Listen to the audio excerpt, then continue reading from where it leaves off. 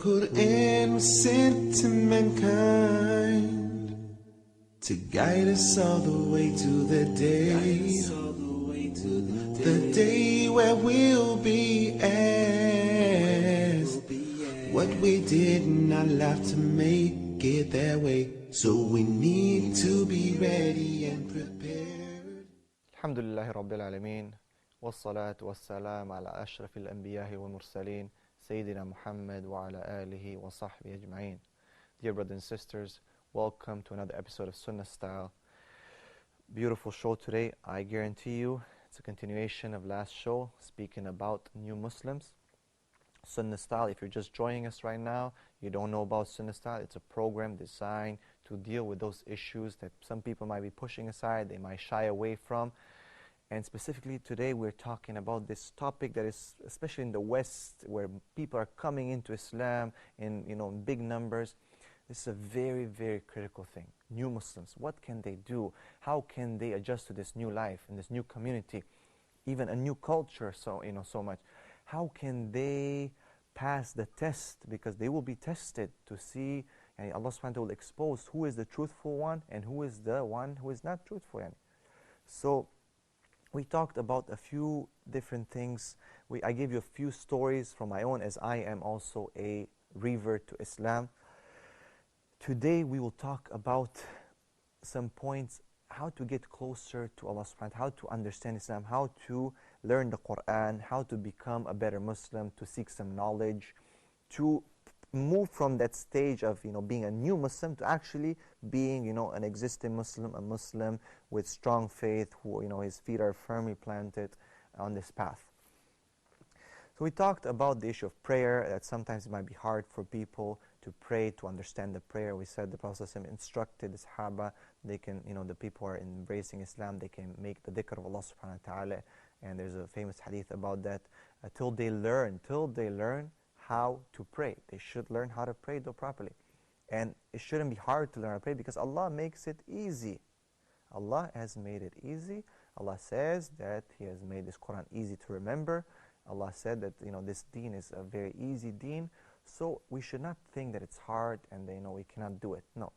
Make intention, make niyyah, inshallah you'll do it. If I can do it, if I did it, I'm sure that every single one of you can do it. Now, what about the Quran? A lot of people might, have, some kind of a distance from the Quran because they do not know how to read Arabic, for example, the new Muslims. I was at the same position. I found myself actually embarrassed at one point. I remember we sat down with some friends and we were basically reading the Quran, and it came to my turn and I said, I don't know how to read. And they said, oh, you don't know how to read? It was so strange for them, right? And I said, no, I just, I'm a new Muslim and it's been a year or so, and I do not know how to read.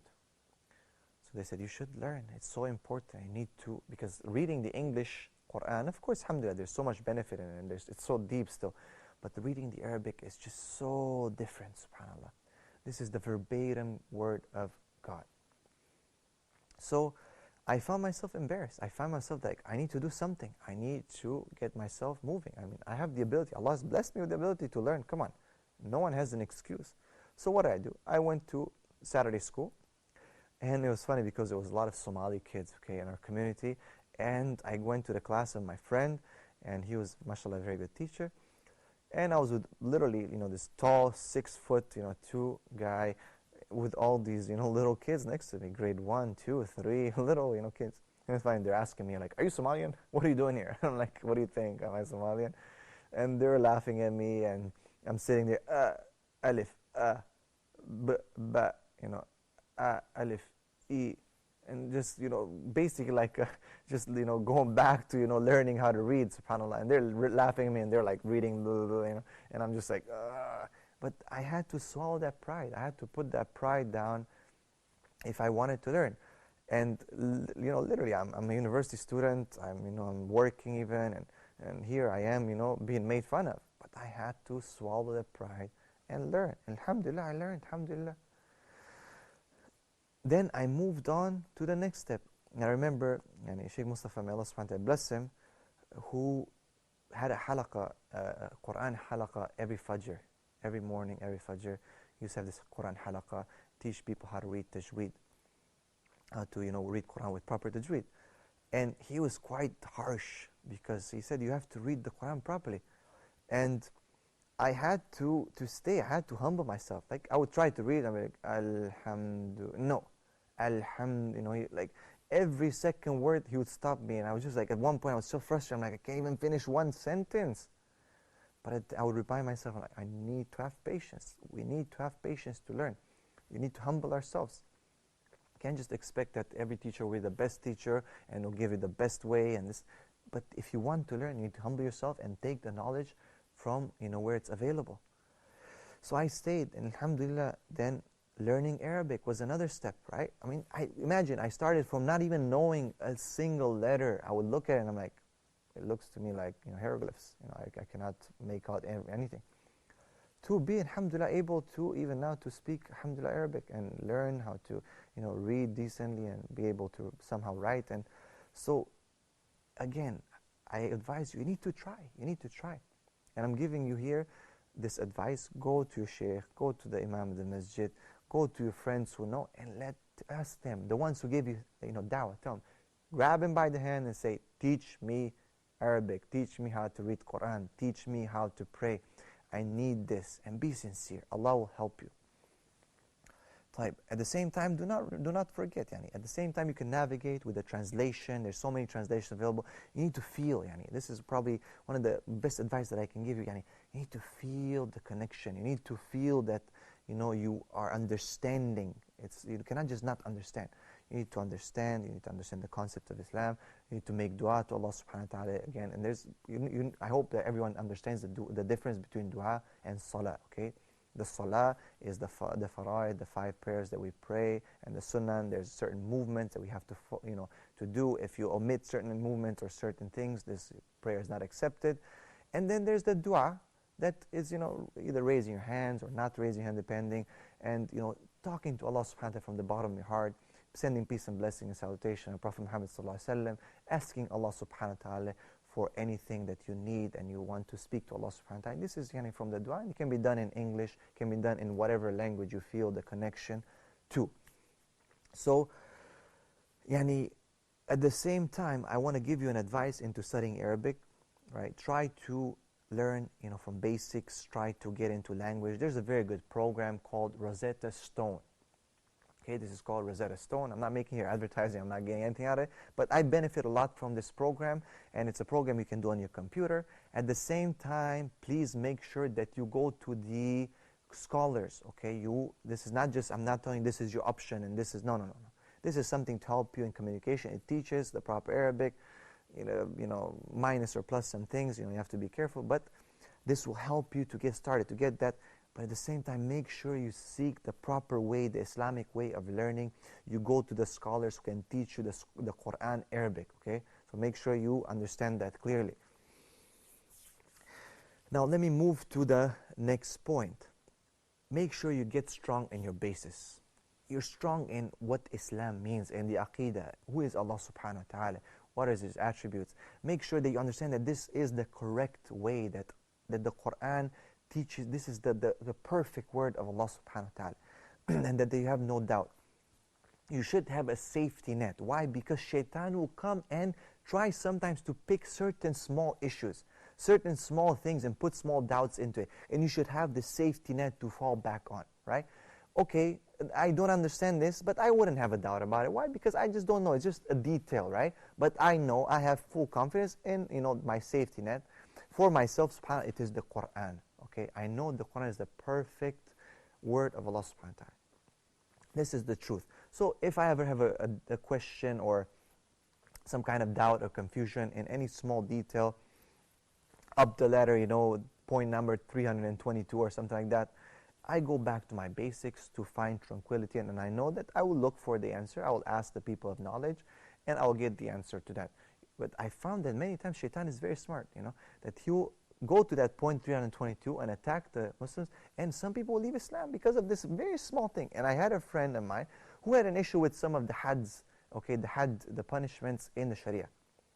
And when he became Muslim, he knew everything, and he knew about the had and everything, but someone planted this little doubt into him, and even though he knew that Islam is the truth, even though he knew that this is the right way, the Quran is perfect, he actually fell out because it's a small little doubt. So make sure you lay down some kind of safety net. Protect your prayers, the salawat, with the sunnah. Okay, the sunnah is like the fortress.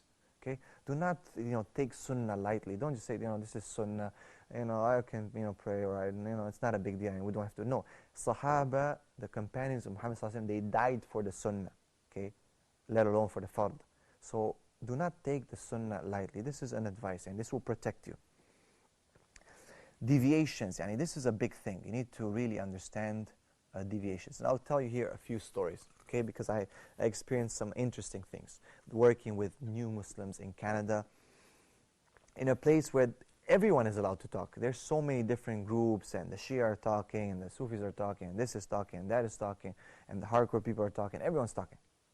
So I'll give you a story of a friend of mine who accepted Islam at a very early age, and his father really gave him really hard time, subhanAllah. Kick him out of the house, punished him, many things. And one time he fell out of Islam. Then alhamdulillah, I remember I used to debate him so much and talk to him so much. Alhamdulillah, by the blessings of Allah subhanahu wa ta'ala, he came back to Islam. Then I found that he was very strong in Islam, but he was kind of like looking around and being influenced by different ideas. And at one point I discovered that he became Shia, okay? And there was some girl involved there and some issues. And subhanAllah, I remember going to his masjid, to their, he was like studying with them now, and he's like, no, I'm fully Shia, and I don't believe in, your sunnah, and this and that.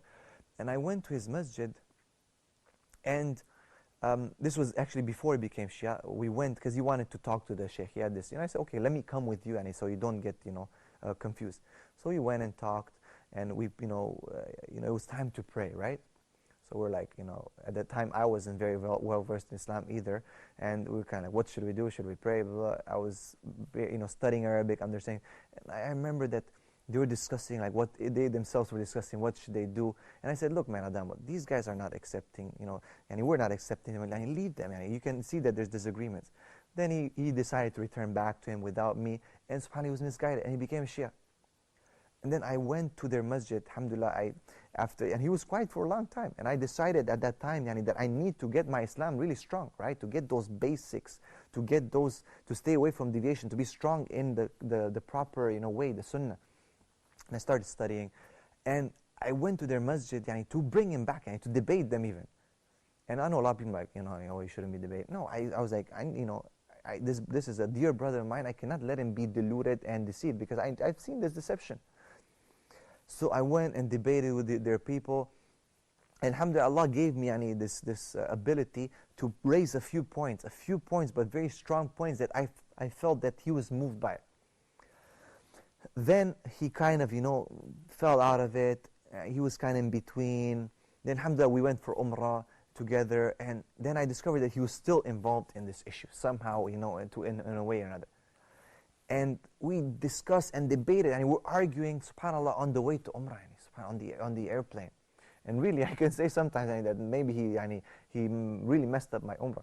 But when we reached Medina, and we went to say Assalamu alaikum to the Prophet ﷺ, and at his grave, we were passing by. He's talking with me. We're next to each other, and I gave Assalamu alaikum to the Prophet ﷺ. I gave Assalamu alaikum to Abu Bakr and to Umar, and I told him something. I said, look at this, bro. Do you think that Allah subhanahu wa ta'ala would allow, two people that you considered, apostates or evil people, to be buried next to the most beloved of His creation? And he really stopped and paused, and he said, no. And that did it for him, subhanAllah. And by the blessings of Allah, he was able to come out of that and to be strong, alhamdulillah, till today. He's on the sunnah. We'll take a break, inshallah. We'll be right back talking about this very important issue on Sunnah Style. What we did not have to make it that way, so we need to be ready and prepared.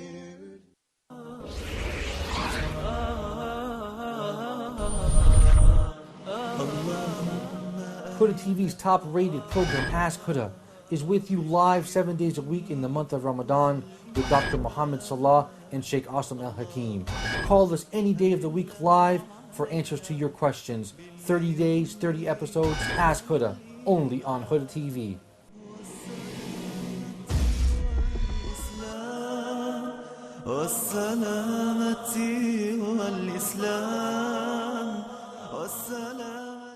What we did not have to make it that way, so we need to be ready and prepared.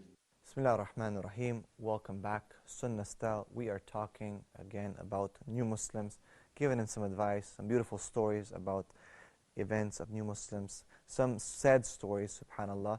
But again, just to learn how to deal with this issue, how to help the new Muslims navigate through this new life as existing Muslims, as new Muslims, as the whole community. I want to start this segment with another story. Again, we're talking about deviations and being careful of falling into deviations. And before the break, I talked about a brother of mine who fell into Shiaism, and alhamdulillah, he came back to the Sunnah. Another friend of mine, he fell into this whole concept of rap and Islamic rap, and he was very attracted to this movement. And I warned him. I said, this thing is causing a lot of kibr, a lot of arrogance. So I said, Islam does not teach that. Islam teaches humbleness. So you want to stay away from that. He didn't listen. He kept being involved with these rapping thing, and being very infatuated with these rappers who are Muslims, and they claim they're Muslims, and they're swearing even subhanAllah in some of the rap songs, and sometimes have nothing to do with Islam. And he fell into this sect called Nation of Islam. Okay, Nation of Islam, I'm sure a lot of you might have heard about it. It's an African-American movement. They are not Muslim, totally away from Islam, but he fell into this. He fell in believing into it. And there was a scholar that they have. He's quite well-versed. He's a PhD even in religious studies. He called Islamic studies in Michigan. And this person writes a lot of arguments. And alhamdulillah, we were able to refute many of his arguments. You can find some of them on iqra.org. That is ICRAA.org, Islamic Center for Academics. And this is something, this organization I told you already about. It's our page. We write academic articles.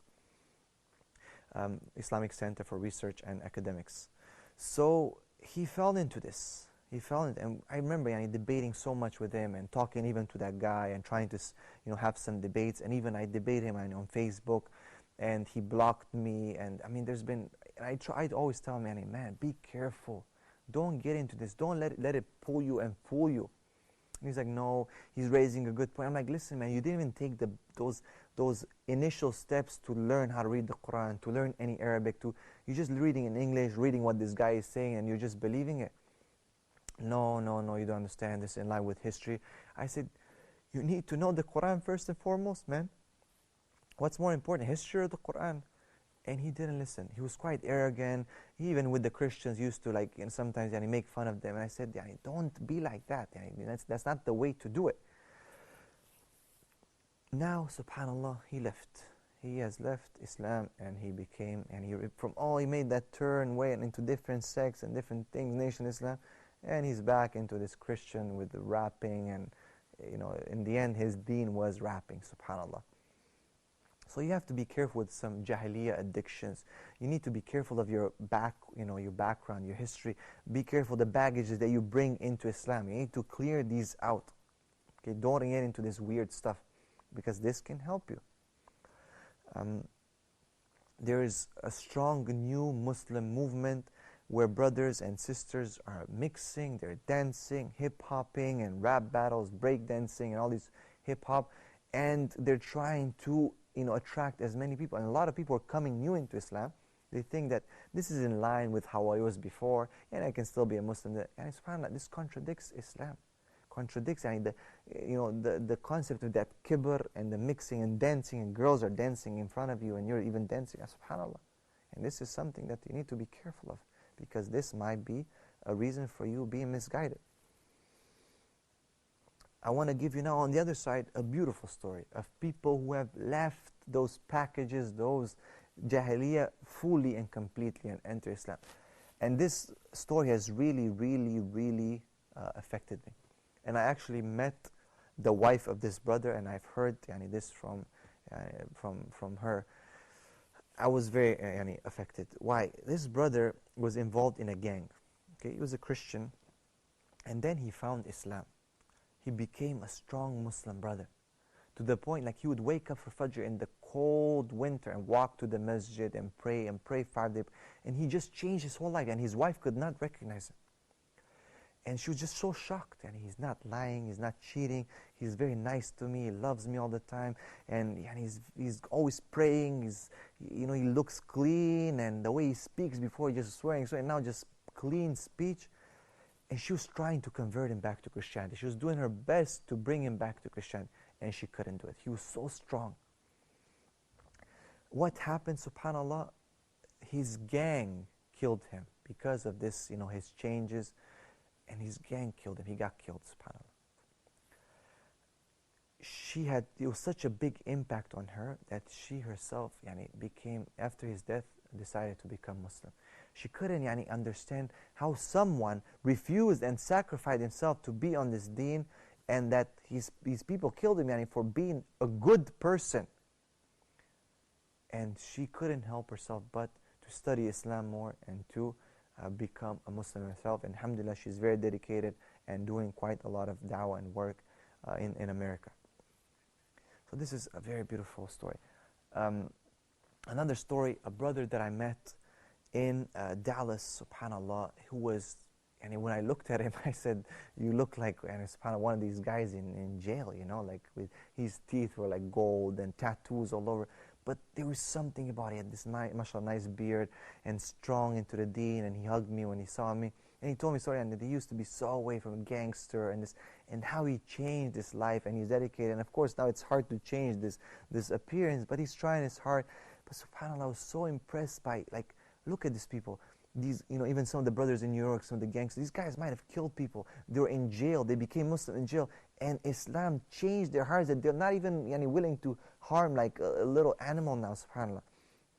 An ex-KKK who became Muslim, subhanAllah. And now, from hatred to love, subhanAllah. So, brother and sister, new Muslim, sincerity and adherence to the Quran and Sunnah, this is the correct method, right? You need to seek knowledge. I'm giving you some advice now. You need to seek knowledge. Go to a scholar or sheikh, someone, learn. Humble yourself. Learn Islam. Enter Islam fully. Get married. Now, I know this might be an issue, but this is a very important thing, because you left the Jahiliyyah where you were probably with girls and so on, and girls with boys. Get married. Try to find someone humble who can help you, who understands you. Now, I'm giving an advice now to the Muslim community. These new brothers and sisters, they need help. Okay, help them. Don't judge them.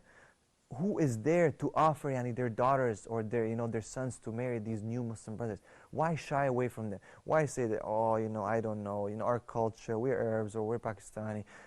Where are the ones who are willing to offer their daughters to these people, to help them?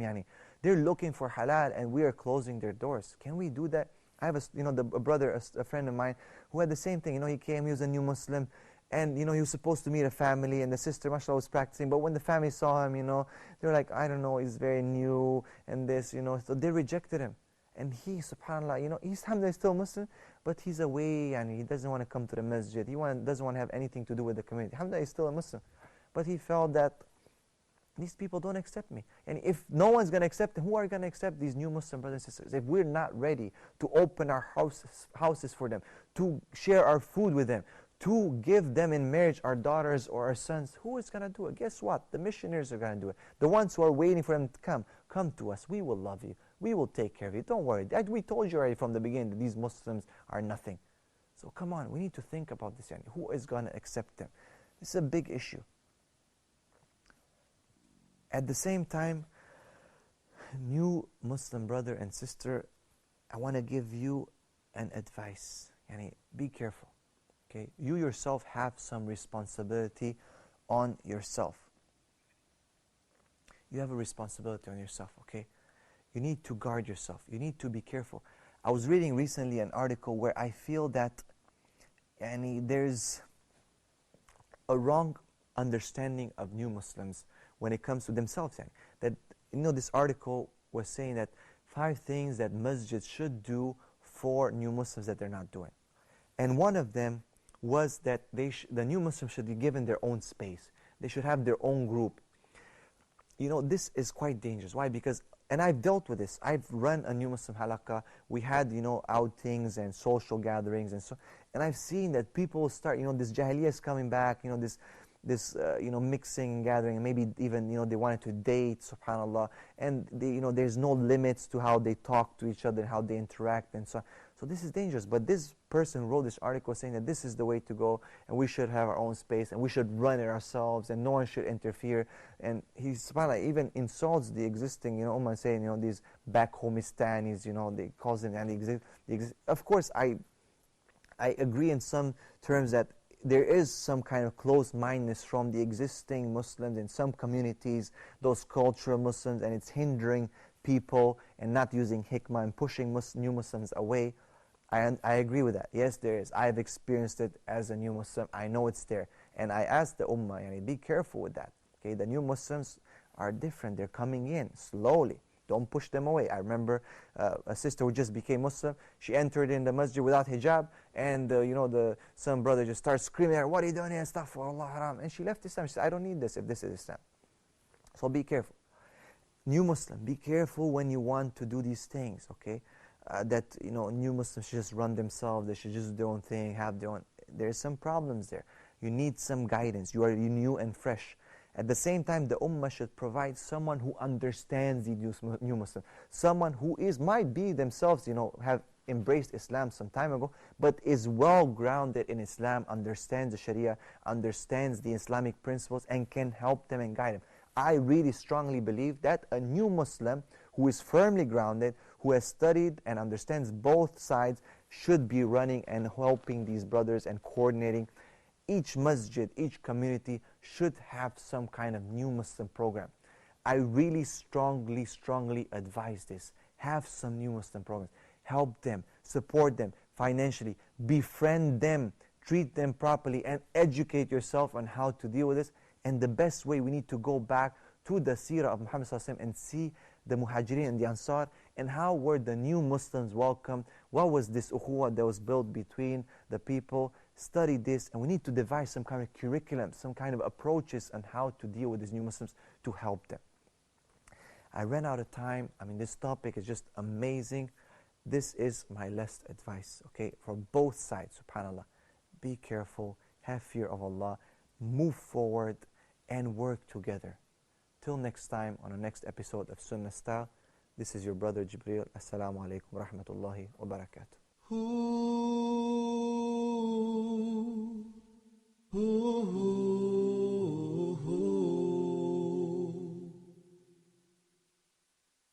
The Quran was sent to mankind to guide us all the way to the day where we'll be asked what we did in our life to make it that way. So we need to be ready and prepared.